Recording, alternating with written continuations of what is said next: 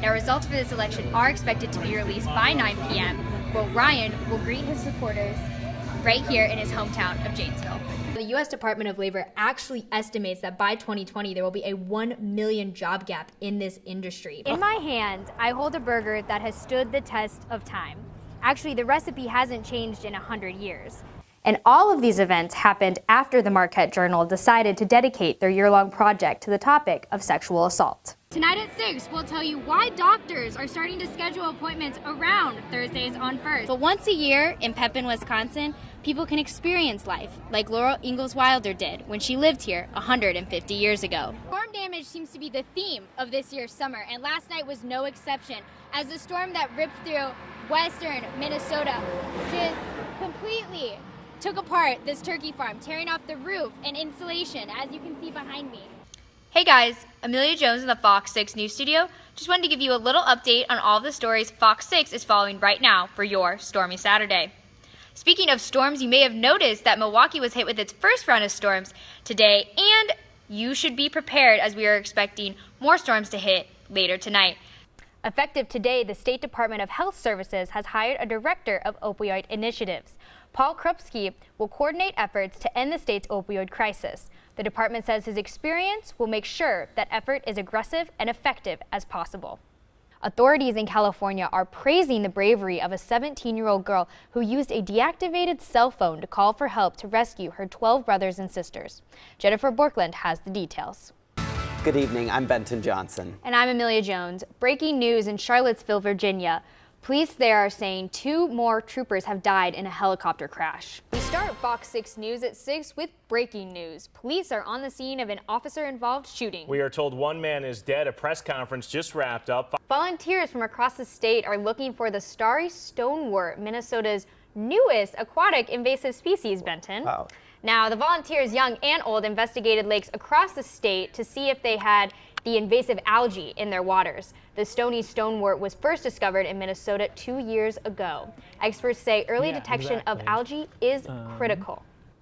The Super Bowl host committee is looking for 10,000 volunteers to give a warm welcome and final goodbye to the hundreds of thousands of visitors coming to Minnesota's Super Bowl 52. Justin, this was a great day to have the classic. Absolutely. Yes, sure was. This I one know. was really good. Seriously, if I like to run, then I should have gone. Definitely, but sadly, unfortunately, great cause, Right. but just Really not great. a runner. But Absolutely. beautiful day. It was. This morning started off really, really nice. Mayor Barrett also discussed what he thought was the cause of the violence of the city. He cited drug problems in the community and also called on lawmakers to tighten gun laws across the state. Death investigation is underway in Milwaukee after a body was found near the Milwaukee River. Crews were called to the scene near Humboldt and Capitol about 10 this morning. The medical examiner was eventually called as well. Officials are still investigating whether the death is suspicious. The day has come. Brett Favre will finally be inducted into the NFL Pro Hall of Fame later tonight. I cannot believe it's happening right now tonight. All right, thank you so much. Next in sports, Lance Allen tells us how the Wild World Series just keeps getting better and better. When we think of foreign language, digital aliens and astronauts are not the first idea that pops into our heads. That's because it's not technically a foreign language. It's computer coding. And these elementary, middle, and high school girls are learning this foreign language of computer programming through the organization Girls Who Code. Oh my gosh. I mean, you can see a room full of girls in there, and they're all sitting down and really excited about doing something on a computer in what's been typically a male-dominated force. So this is giving them a chance to break into and see what kind of careers are out there before they've made any decisions about what they want to do with their future. And she is not wrong that the science and technology field is male-dominated. In 2015, out of the 57% of women who received bachelor degrees in college, only 18% of those women received that degree in computer science. This is a complete change from the 37% of women who received computer science degrees in 1985. Now, the U.S. Department of Labor actually estimates that by 2020, there will be a 1 million job gap in this industry, which means that there will be 1 million jobs available, but not nearly enough professionals to take them. Which is why also organizations like Girls for Code are so important for today's youth. Everyone is smart enough to do anything they can, and a lot of women don't think they're smart enough because they're told that they're not. And they just can't believe that.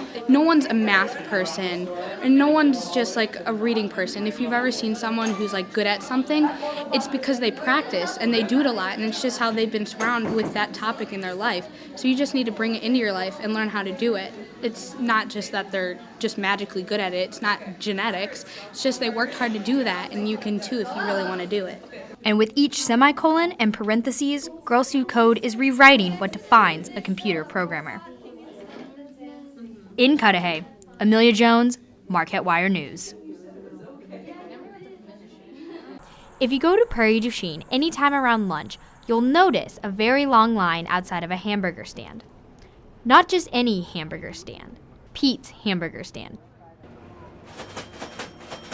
Oh, it's been here forever. Well, they are so good. I mean, you just have to try them. You have to try them for yourself. You need to get in line yourself here, too. In my hand, I hold a burger that has stood the test of time. Actually, the recipe hasn't changed in 100 years. So what makes customers old and young, near and far, come to eat one of Pete's hamburgers? Well, we asked the same question. It's probably the way they fry them. I don't know. Except there is no frying involved. The secret? Cooking them strictly with water. So there was no frying or any of that stuff. And so that's how we've kept that today. Yes, you heard that correctly. The secret is just water.